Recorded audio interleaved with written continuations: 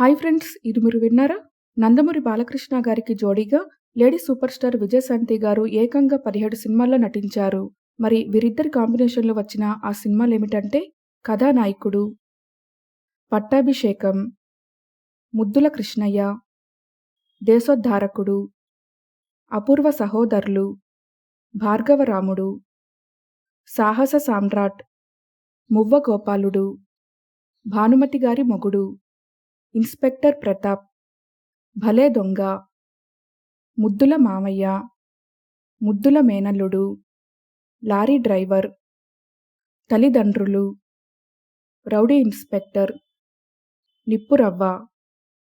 మరి వీరిద్దరి కాంబినేషన్‌లో వచ్చిన సినిమాల్లో మీకు నచ్చిన సినిమాలు ఏమిటి ఫ్రెండ్స్?